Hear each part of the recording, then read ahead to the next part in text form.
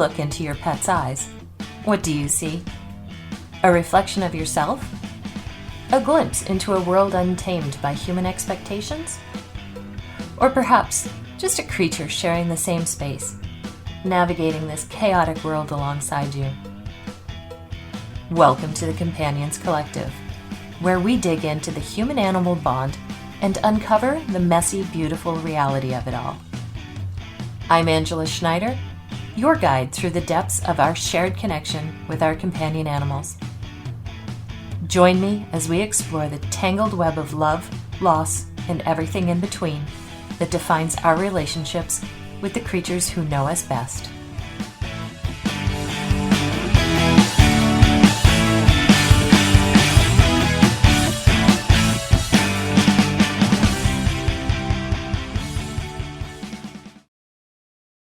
Her first spoken word was cat, even before she said mama and dada. And the cat didn't even like her.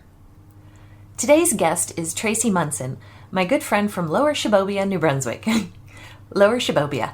It's technically Hillsborough, New Brunswick, a small community about a half-hour south of Moncton and right on the Petitcodiac River. It's about a 3-hour drive from the little town in Nova Scotia where I grew up. But she's not from there.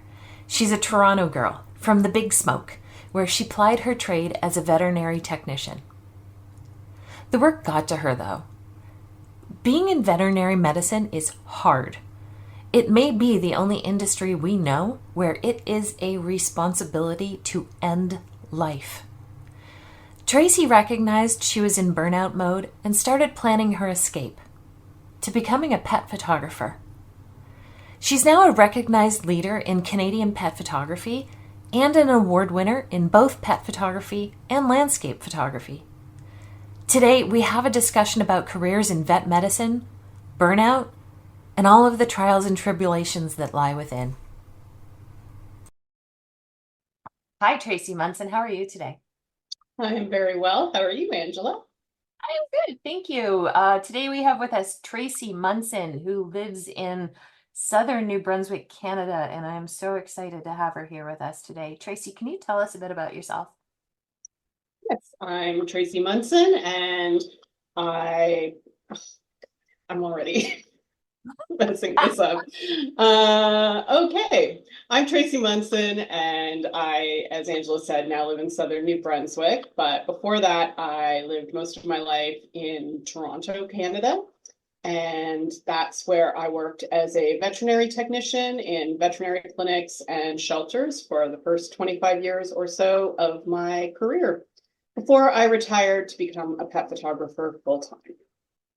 Okay, let's back the truck up for just 2 seconds. I had my husband in New Brunswick last August, and he was standing on the shores of the Bay of Fundy in New Brunswick, and he thought it was one of the most beautiful places he's ever been. Do you agree? Of course I do. Absolutely. Actually, I'd been out east a few times. We used to come out here on vacations a lot. And actually Cape Breton, where you're from, I believe, is where we had originally thought we might move to. And then every year we would come out this way, visiting Cape Breton and Newfoundland, and every year we would pass through this area on the Bay of Fundy, and we would camp here for a couple of nights, and then we were kind of like, well, maybe we like this area. And it keeps us a little bit closer to getting home to Ontario. We have aging parents and family and friends and stuff back there that we still want to see occasionally, and also puts us a little bit closer to some centers of population than we would be probably in northern Cape Breton, where we wanted to live, where I don't think I probably could have made a go as a pet photographer as a full-time career in like Ingonish, Nova Scotia or something. Okay, Ingonish is gorgeous as well. Yeah. I'm from a town called Antigonish. Yes, so I'm not quite Cape Breton, but oh my gosh, the scenery is just so stunning. And yeah, given my druthers, if I could get my husband to move back to Canada, it would probably be New Brunswick or Nova Scotia. I would love Newfoundland, but you're right, it is so isolated. It can be hard. Yes, for sure. Although I do love St. John's. If I was going to live in another city, St. John's would be high on my list. St. John's and Absolutely. Quebec City are kind of the two cities I Ooh, would consider living in again. But I don't speak French, so probably St. John's. that's limited. Um, so life as a vet tech in Toronto, how does that turn into dog photographer?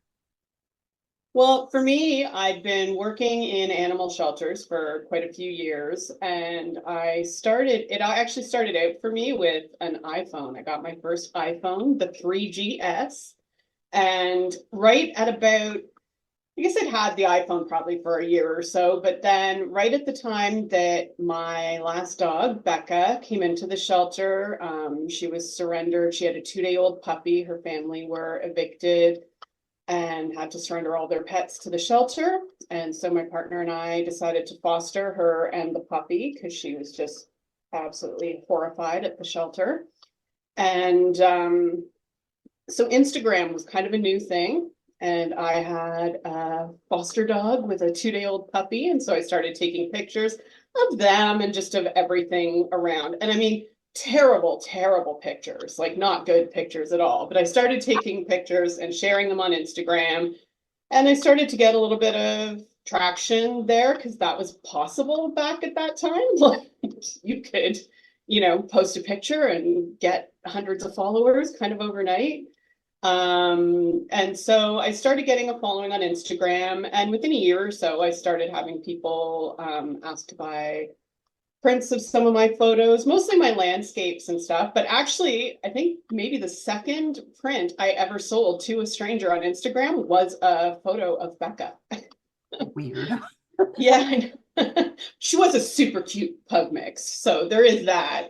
But I've always kind of wondered that, like, what did they want that photo for? Like maybe a kid's room or something. She was wearing a little pink coat and stuff. It was using a little magnetic fisheye lens on my iPhone, so it was kind of a cute picture. But anyway, um, so a couple of years into that, I decided that I wanted to get a DSLR because I was running into some of the limitations of the iPhone, like wanting to take pictures of birds and things like that. That just was not really possible. So I got my first DSLR. And from there, photography at first was really my escape from my work in the animal shelter that was very stressful. And so I saw so much ugliness and unhappiness and, so many terrible things working in the shelter that photography on my days off was my, chance to make something pretty and beautiful and not think about all of that stuff. So most of my Therapy. early photography, sorry? Therapy. Yes. Most of my early photography was, nature and landscapes, wildlife, flowers, things like that. And then probably in late 2013, I started doing photos for one of the rescue groups that we used. I wasn't really doing photos for the shelter I worked at because I already worked there. That was enough. But we had a couple of rescue groups that would, often take our less adoptable dogs, senior dogs that needed, medical care beyond the scope of what we could give them, or dogs with certain behavioral problems and stuff that needed a little bit of work before they were adoptable to the general public. So we would send those dogs out to rescue groups. And so I started doing photos for one of those groups who were awesome. Speaking of dogs rescue in Ontario, that's actually where my little guy Delgado came from. And so I started doing their photos. And it just kind of went from there, honestly. Then I started doing photos for their fundraising calendar. And then people started asking me if I did sessions and, kind of did sessions for a couple of coworkers and then started to get some paid work. But while I was in Ontario, I really didn't focus that much on marketing that side of my business just because I was already very, very busy and very, very tired from my day job. So let's talk about that day job. Um, we were talking off camera that we are both extremely familiar with the concept of vicarious trauma. How does that relate to life as a vet tech, especially in shelters?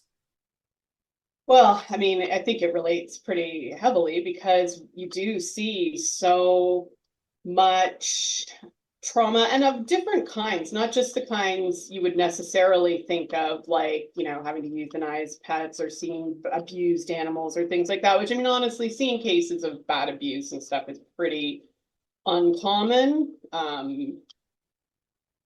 Much more often, it's at least what affected me was all the reports of lost animals. Like that can become overwhelming. You'd get so many calls a day coming in for people that had lost their dogs and especially their cats because it seems it's much less common that cats are found. Dogs, I think if you're driving down the street and you see a German Shepherd walking along by itself, you're like, oh, that's not right. You're going to actually take note of that. You might stop and try to catch the dog. At the very least, you're going to be like, hmm. And then if you see a lost poster later on for German Shepherd, you're like, oh, I saw that dog. If you see a tabby cat walk across the street, I don't think you even register that any more than you register a squirrel walking across the street because they kind of belong there. People let their cats out. It's just not remarkable. And then also, I think that oftentimes cats are found by someone who just thinks, oh, they didn't have a good home and they keep them, Yeah. not intending to steal somebody's beloved cat, but just because that's kind of what you think when a cat shows up at your house. I mean, honestly, my family did it when I was young. A cat showed up, hung around long enough that we were like, well, it doesn't seem to have anywhere to go. Guess it's our cat now. Yeah. So neither one of us is clinically licensed as No. a therapist or counselor or anything like that, but um, vicarious trauma is that which trauma you internalize by observing someone else's trauma. It's very common in first responders, uh, victim services personnel, um, newspaper reporters. Hi, how are you? And I don't think we recognize the level of trauma that people in shelters, especially the veterinary workers or even the volunteers, face. Can you speak to that a little bit? Yeah, for sure. I mean, there are times that, I had to go into hoarding situations, like, houses that had dozens of live animals running around with also deceased and decaying ones.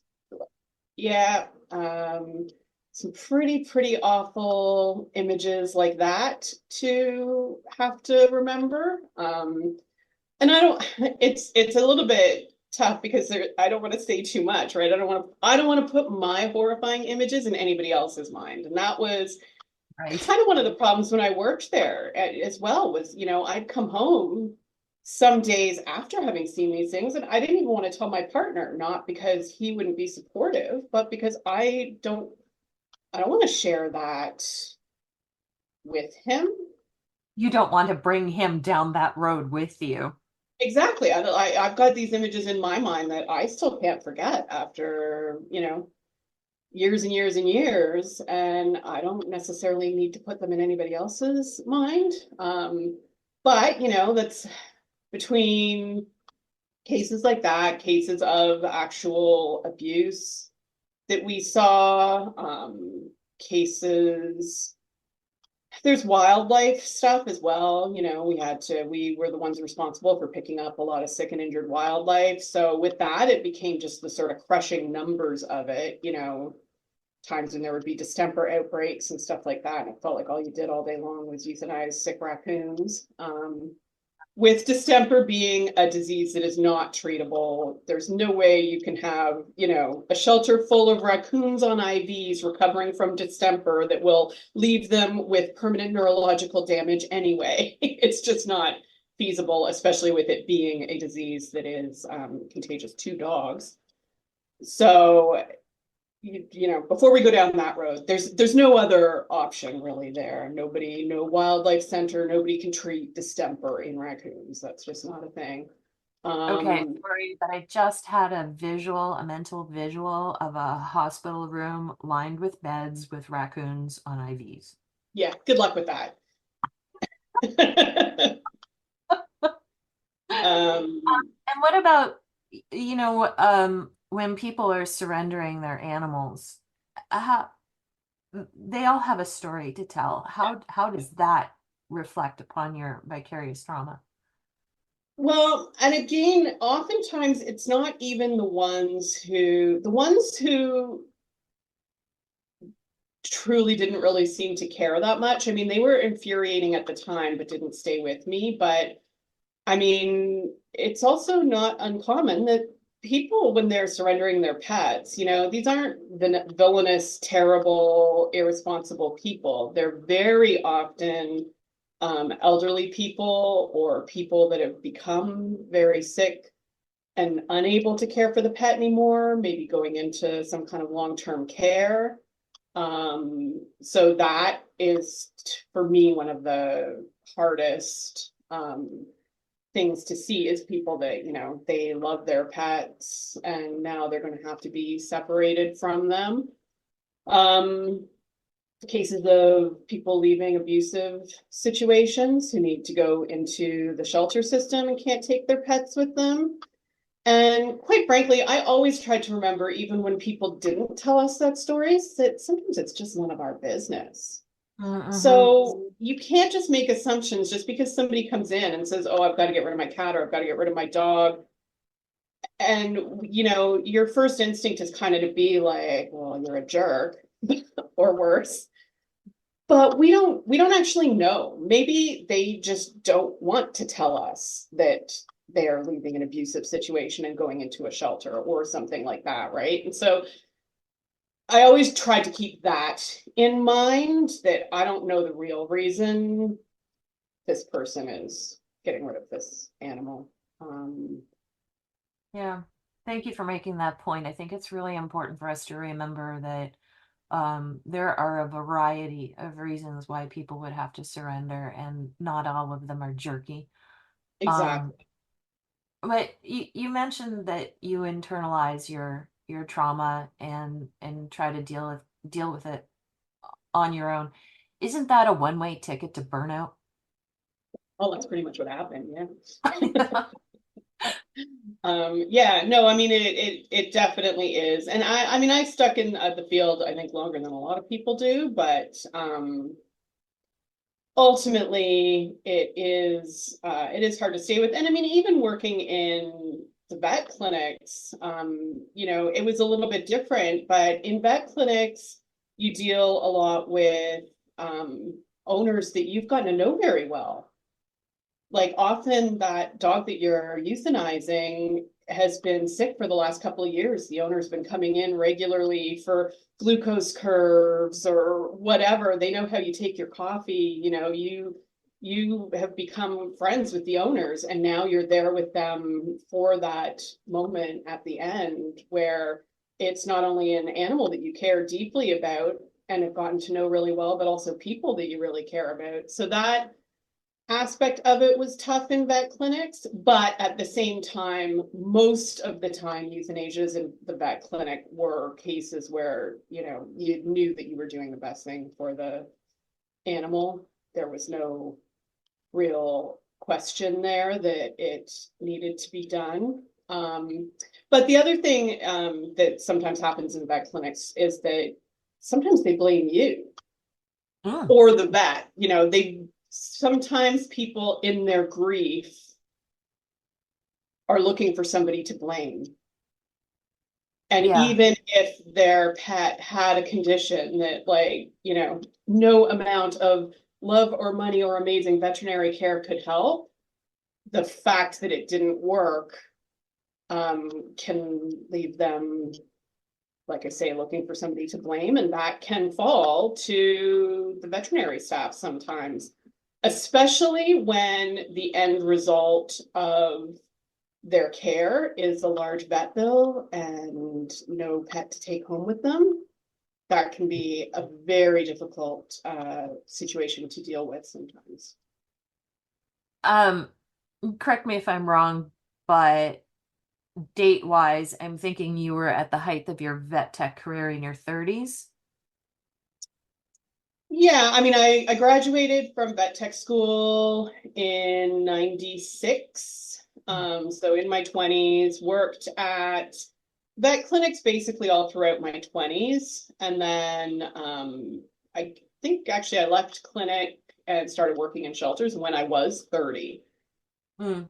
I Where worked in where I'm going with that is I worked in newspapers in my 20s and early 30s, and we didn't have any support at all when it came to the levels of trauma that we experienced out on the street.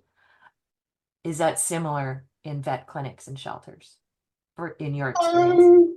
It probably was when I first started out. I will say that in later years of working in shelters, we were provided with some, training here and there on things like caregiver stress or compassion fatigue is what they used to call it. But I actually saw something a while ago. I think it was a vet that said this, but he felt that in the veterinary field, it wasn't even so much, it shouldn't be called compassion fatigue, but ethical fatigue.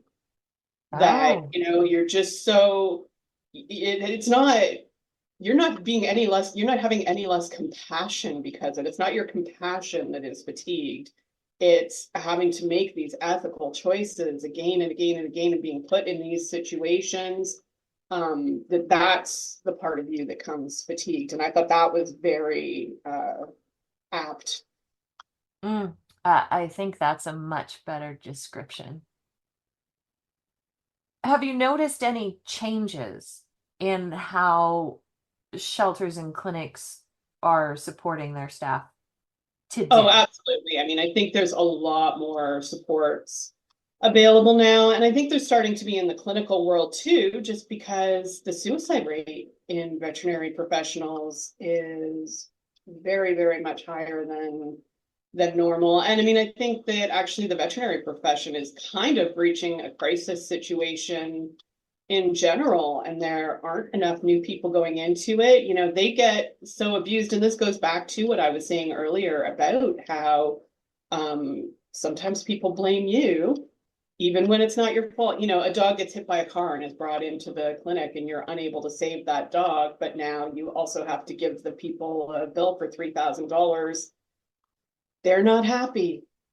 And Yeah. what do people do nowadays when something like that happens? They go on social media and slam the vet clinic all over the place when, the vet clinic can't not charge everybody that comes through their door. They simply can't, as much as they might want to. They're a Hmm. business, and to stay open, to keep serving people, they need to charge money. And Yeah. so it just becomes this, kind of circular thing where you have like the literally the most compassionate people in the world towards animals being told at least daily that they don't care about animals and that they're terrible people. Yeah. So, I wouldn't recommend to any of my, nieces or nephews or any young people I loved to go into that field. But what's going to become the uh, result of all that is that there's going to come a point where no amount of you're not going to be able to find veterinary care for your animal for any amount of money because there aren't any left. Right. And we had Leanna Titcomb of Ontario. I'm not sure if you're familiar with her. We had her on in the fall talking about why it's so necessary that we show a little compassion to our veterinarians because, yeah, we are at risk of losing them. I mean, Mm-hmm. we're at risk of losing so many more in our medical profession than just vets Yes. because we don't appreciate them. Yep. And Uh, I think that's almost kind of a bigger problem in Canada because we don't pay for a lot of our own human health care. So there's really a big gap in understanding how much this stuff can cost when oh you yeah. have no idea the tens of thousands of dollars that you might be billed for a broken leg. yourself, then it becomes very easy to be like $3,500 for my dog's broken leg. That's, That's easy. Of course, the $4,000 in rehab that came after was fun too, but whatever. Um, are there any specific training programs or resources that you would recommend for vet techs and veterinarians or anybody who works in the environment where you experienced your vicarious trauma? That's a really good question. And I wish you'd asked me it before so I could have had that ready. There actually is a woman that I follow on TikTok of that. You may know who I'm talking about. She does really good just short TikToks about grief that even I can watch. And that's one of my things is kind of that and again, this I guess goes back to what we talked about a bit before about me not wanting to share my grief and stuff. I also do very much like just sort of try to put things aside. And I'm only beginning since I've been away from working in the shelter now for 6 years. I'm only just kind of beginning to deal with stuff now. Basically, for all those years, I didn't feel I had the luxury of grief. If I started crying, I said this to you before, I felt sometimes like if I started crying, I would never stop. And so it's kind of been a journey for me where, the first year or so after I left, whatever, and then suddenly I started noticing like I was crying more, not because I was less happy. My life is, trust me, much happier now. But just, little things like watching something sad on TV or things like that was actually making me cry because I've started to feel like I have that luxury again of being able to cry. But as I go through that, more and more of that stuff from the past does come up. So basically where I'm going with this is I often avoid things like listening to your podcast, even though we're friends, and and stuff. But there is a woman on TikTok, and I'm sorry, I'll send you the info afterwards, so that you can include it in the show notes or whatever, that I follow because she just does really short, kind of matter of fact videos about, pet loss and euthanasia and stuff that I really appreciate. But I think the other thing is maybe just well, again, and it can be very hard because even as far as your coworkers go, you're all in that same place, so even to talk to your coworkers about what's bothering you and stuff, it can be very challenging because nobody wants to go down that rabbit hole.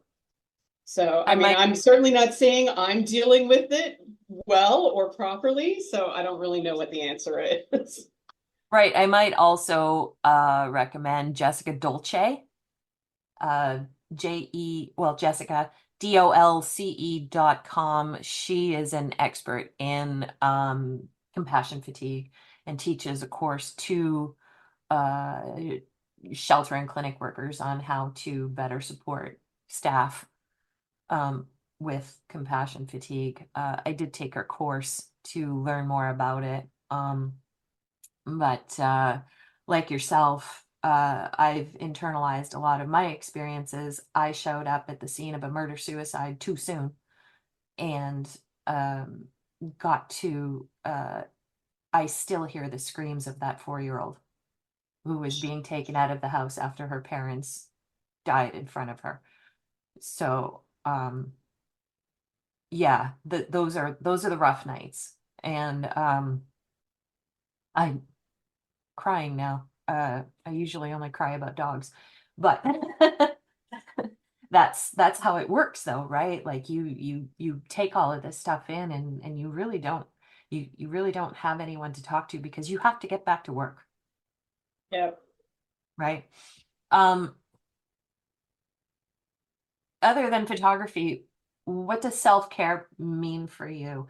And I don't know how much you want to go into this, but I know you've experienced your own loss with pets recently. So how is it all working for you? Self-care, photography, in, managing all of these complex emotions from your vet tech career and your own grief for your pets. Good question. I don't know that I'm again the best one always for self-care. I got a hot tub last year, so that was kind of nice. Um, Especially because we live in an old house that doesn't have a bathtub. So that was something I really missed when we moved here was baths. So now at least we have the hot tub, so that's kind of nice. Reading, probably too much wine. Maybe that's not so much self-care. That's coping mechanisms. Coping. Exactly. Yeah, and so then we went through a period of about a year and a half. We lost 3 of our pets within a year and a half. So that fully sucked. And 2 of them, it kind of went in from an older cat that was pretty expected to getting old dog, but that went downhill, within a couple of weeks. Like no idea that we were going to lose her. And again, as a vet tech, I honestly, until the last 24 hours, I was just like, oh, she's going to get through this. I can save her, and then couldn't. So that was very hard. And then less than a year after losing her, we lost our Sphinx last summer. She was only 6 years old. So that was extremely sudden and unexpected. But I will say, at least with that one, I mean, I miss her terribly, but we were left with that one with no questions. I've often found with my own pets that the euthanasias that have bothered me the most have been the ones that I feared maybe I had let it go too long. Whereas with her, it was very clear cut. We had no choices. Her heart had grown, the walls of her heart had grown so thickened that it didn't have any room in it for blood anymore. And I mean, she went downhill within 2 days, and we basically, to the point where she couldn't survive outside of an oxygen tank. So there was no treatment, there was no getting better, as the vet said. Basically at this point she needs a heart transplant, which is not really a thing in cats. Yeah. So I was left at least with no real guilt or second guessing as far as that one went, where I do feel oftentimes with a lot of the other pets, I'm like, oh, did I let that go too long? There's a saying in sheltering or in veterinary medicine in general, to the effect that better to do it a day too soon than a minute too late. You don't want them suffering, and so sometimes in looking back, I'm like, oh, maybe I should have made that call a bit sooner. And again, that's one of those things. Sometimes it can be easy to judge people who bring in an animal that is a bag of bones, and you're like, oh my God, why did they let it get to this point? Well, but then you're in it yourself and you realize why, because these things happen very gradually and you just don't notice. I mean, again, even with Trillian, our cat last summer, it was really it just kind of struck me one evening that, and I mean, this was just over a couple of days, but subtle things. Like I was like, usually when she would sit on me, if you touched her, it was literally like an on and off switch. Like you touched her, purring started, you took your hand away, purring stopped, start, stop, start, it was funny. And I was like, oh, she's not purring when I touch her. And also, she's just been sitting on the couch under the blanket all day and not coming and sitting on me. And, it was just a couple of little things that I was like, that all adds up to something's not right. But none of those individual signs on its own was enough to, sort of tweak me. She was still eating. It just was. So I think that's a lot of it too. Like for me is the second guessing and the wondering. I just got a time machine in the backyard. Oh, I'm gonna take, yeah, I did. I'm gonna take Tracy Munson back to her vet tech career. And we're going to create a more supportive environment for her. What does that look like? Ooh, good question. I think in sheltering, it looks like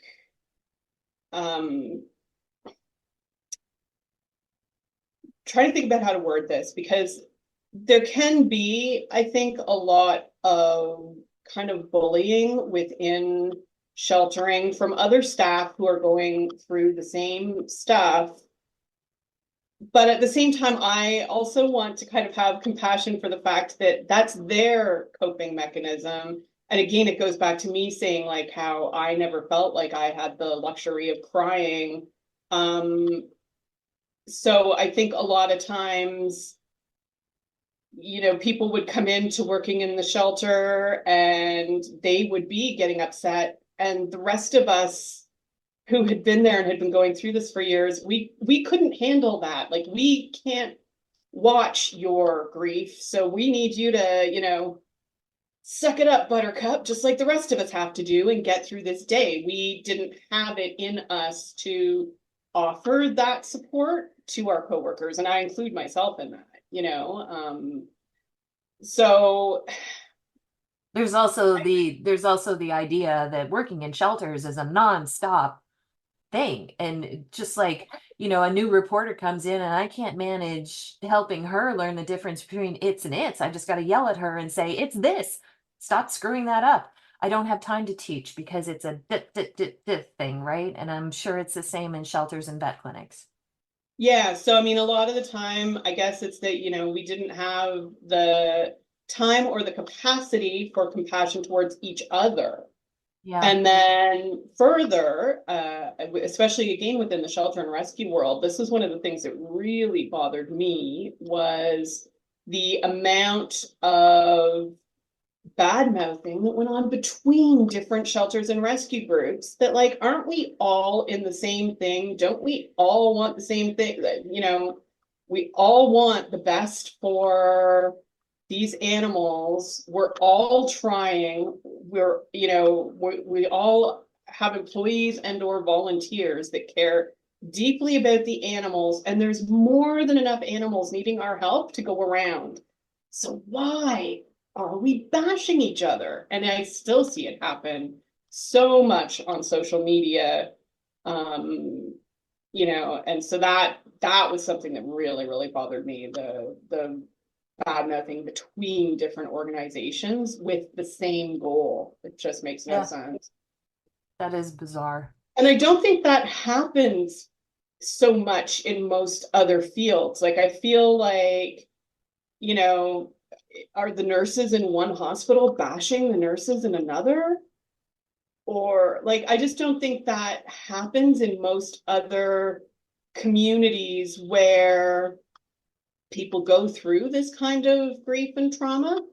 And I think a lot of it may be within the veterinary world. And this is the one thing that I will say that I think sets us apart from all the other first responder type jobs that tend to have, some of these kinds of secondary trauma, is that we're the only ones that are actually expected to kill our patients. Mm-hmm. Wow. I just gotta let that sit for a second.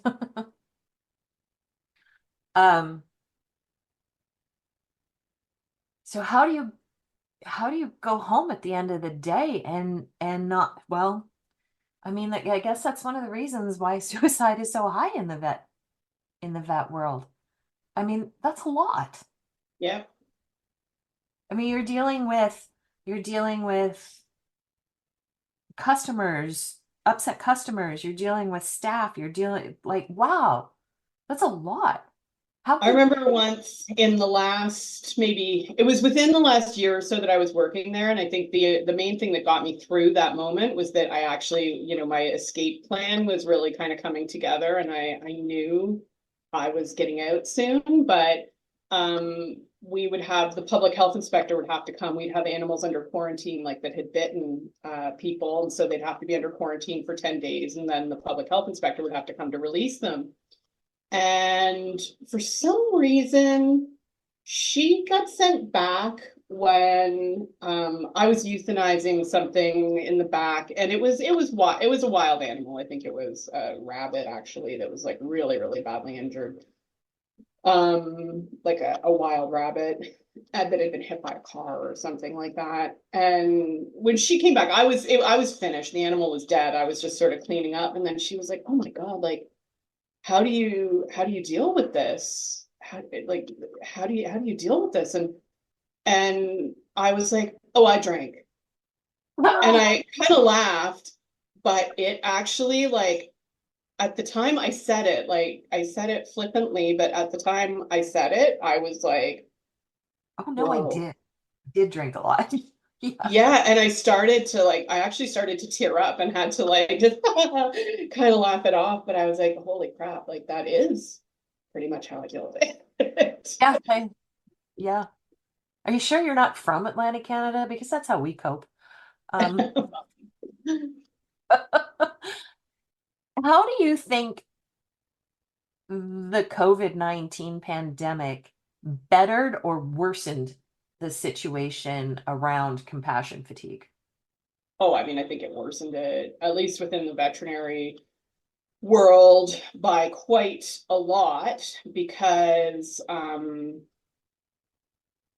it made so many people, for one thing, so many people got pets during COVID, either because their jobs led them to believe that it would be a work from home situation permanently moving forward, and then it turned out not to be.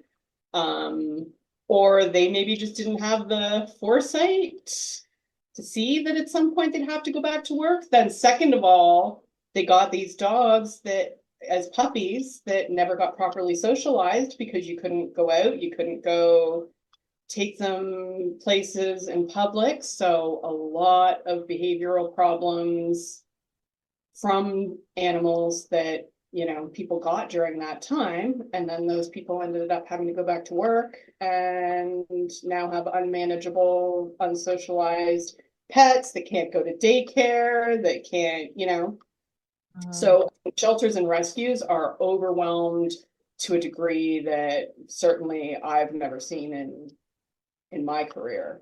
yeah, Like I'm crazy. seeing rescue groups that I've followed for years and have worked with that are like desperately posting puppies that they're like, they can't get rid of puppies. I mean, when I worked at the shelter, literally, if we posted a puppy up for adoption, I'm not exaggerating when I say I have seen fist fights in the lobby. Like, In it, Canada, that no, it's that we only fight in hockey. crazy. Yeah, but Toronto.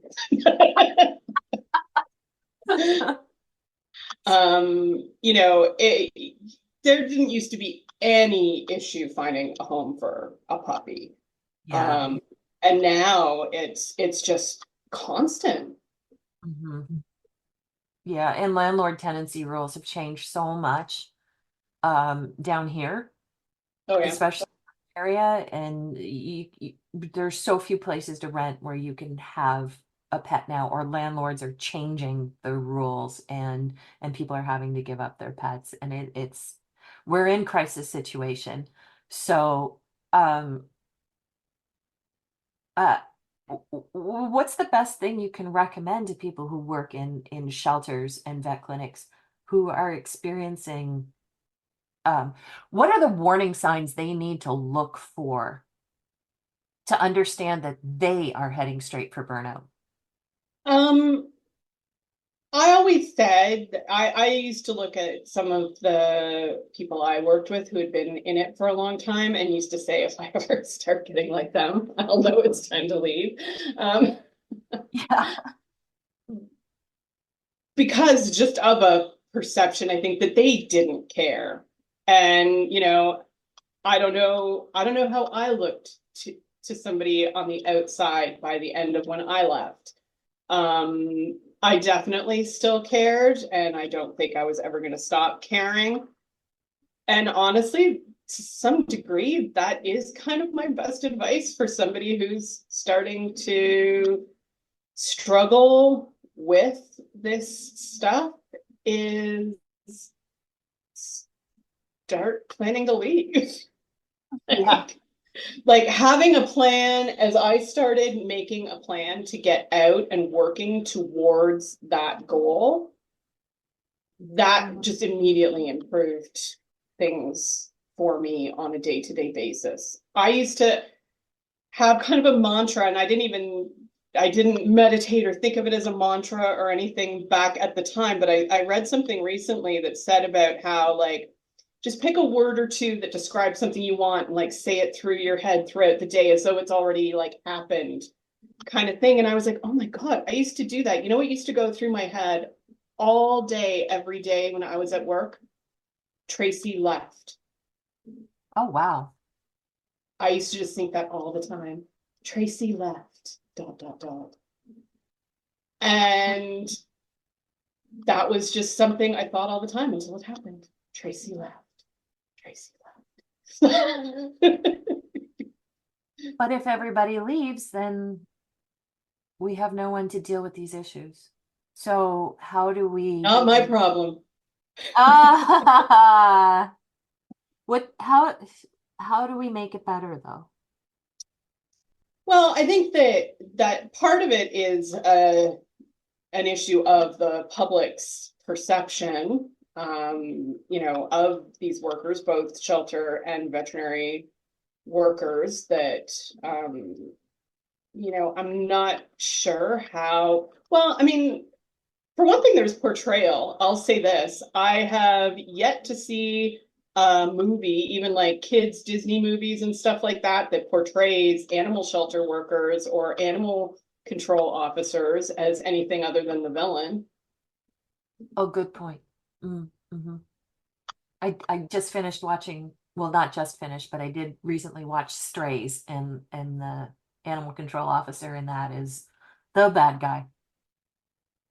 And I So, kind of think, I'm trying to remember, I watched that a little while ago. And I don't think it was even really the worst no. portrayal that I've seen. Like, I remember in the movie, I think it was that movie, It's a Dog's Life.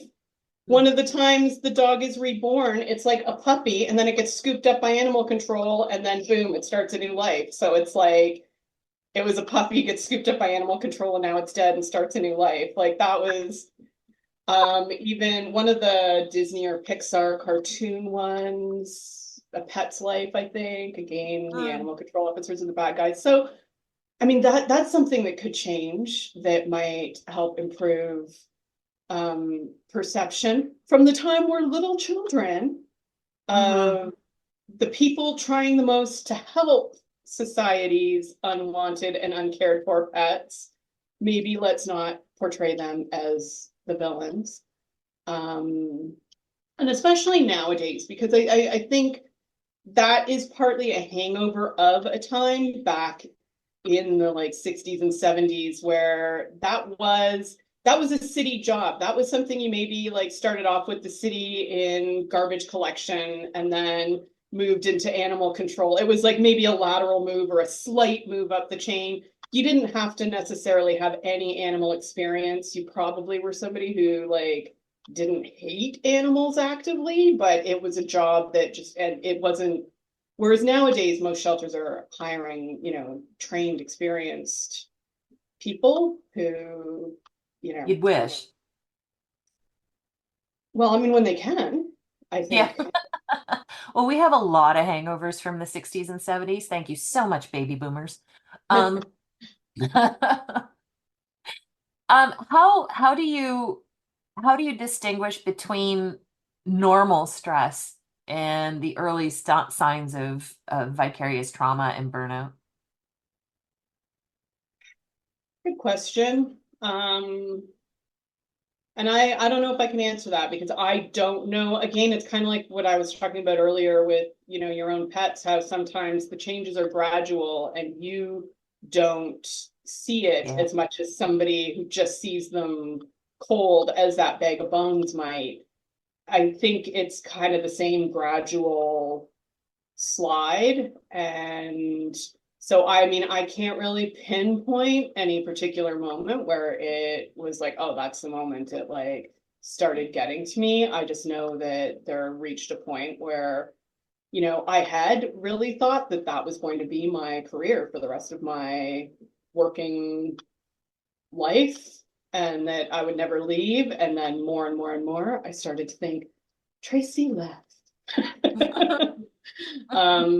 So yeah, I mean, I don't know. And I think those answers are probably different for everyone, but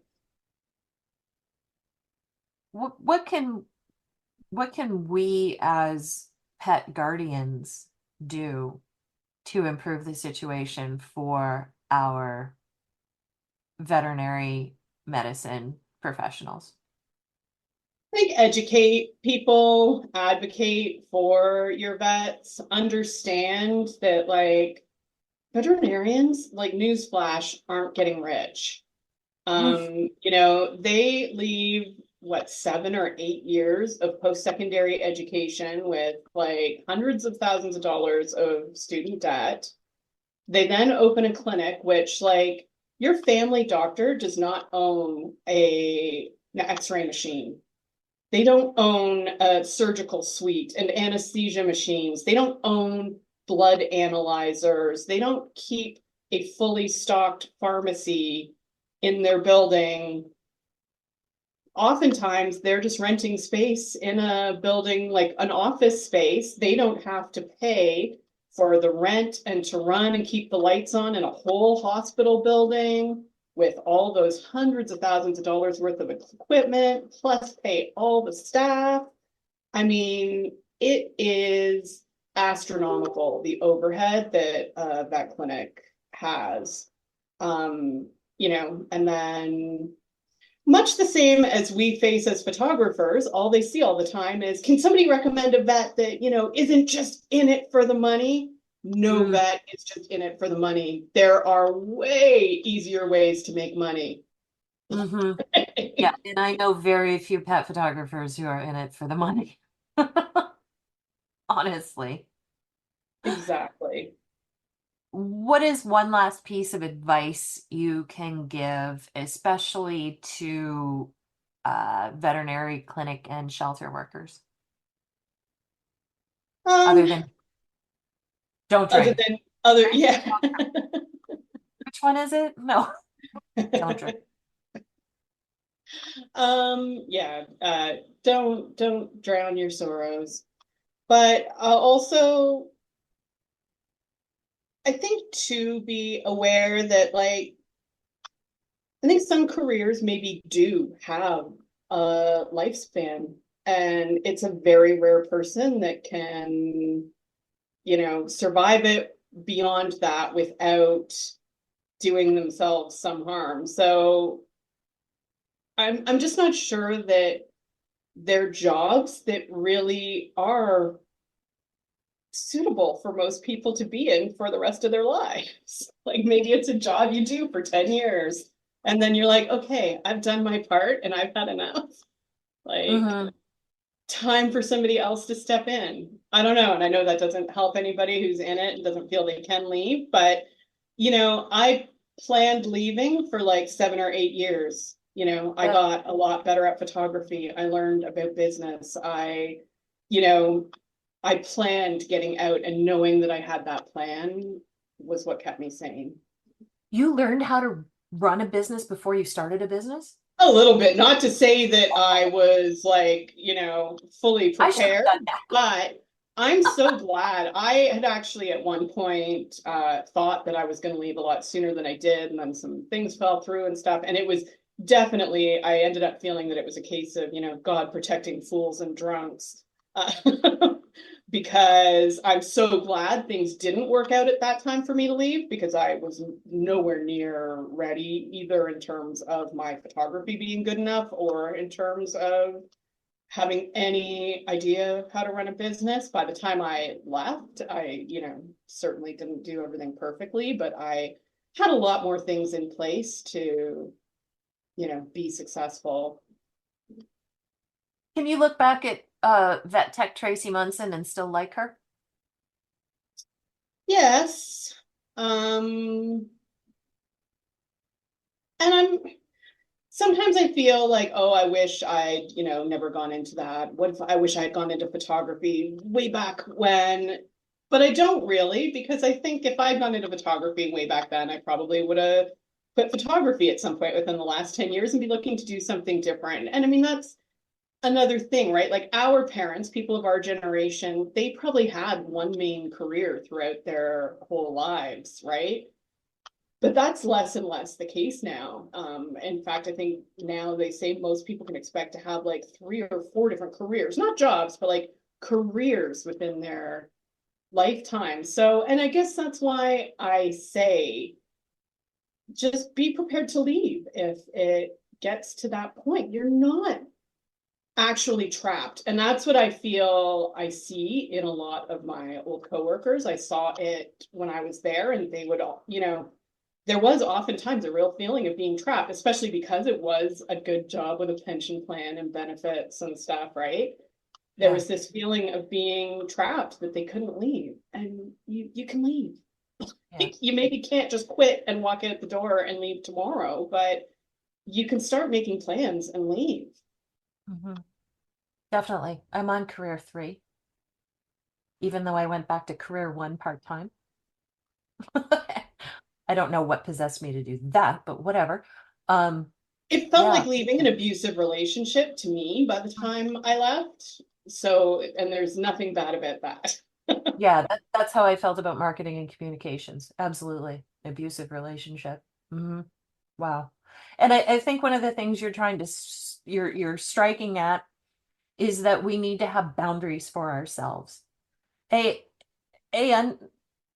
Not that we should place limits on ourselves, because we still need to understand what our potential is as human beings and as career people, but to have boundaries for ourselves as to what we will accept on a daily basis, to still go home at the end of the day and have a healthy, fulfilling life. Well, and I think as well that those of us who go into caregiver type jobs, we can also take a lot of the weight of the world onto our shoulders, right? So something I'd hear a lot, and even felt myself sometimes at the shelter, was, well, if I leave, who will do it? I mean, you even kind of said this before, right? Well, if everybody just quits, then who will do it? And I said, then, not my problem. And it's true. You kind of have to, you can't worry about who will do it. You know what? Somebody will do it. And there maybe comes a point where you have to admit that if you're not functioning at full capacity anymore, maybe somebody else could do it better than you are at this point. Mm-hmm. And, again, I think I had probably reached that point too, where I don't think I was doing a bad job or anything, but maybe younger, fresher people could come in and bring some new, life and enthusiasm to the work that I had kind of lost. And on that note, thank you so much for joining us today, Tracy. It has been an absolute pleasure to talk about this with you. Compassion fatigue in veterinary medicine, or ethical fatigue, which we determined may suit that industry better, is becoming a less overlooked issue. My friends at the Companions Animal Center in Idaho, where I volunteer as a photographer for the adoptable cats and dogs, are looking into helping their staff and volunteers improve their mental and emotional well-being. Let's get this right. Veterinary professionals are driven by a deep love for animals and a desire to help, but the nature of their work exposes them to constant emotional stressors. Tracy has shared with us the links to the TikTok vet she follows and a Facebook support group for animal and shelter workers. I've shared those in the show notes, along with the link to Jessica Dolce's website. No matter how much we love our animals, we still have to put our own well-being first. Because if we're not well, we can't help those who need us, animal or human. And thanks for joining us at the Companions Collective. If you enjoyed this conversation, share it with a friend or two. If you have a moment, we'd love it if you could leave us a review or a rating on your podcast platform. Until next week, tell your dog I said hi.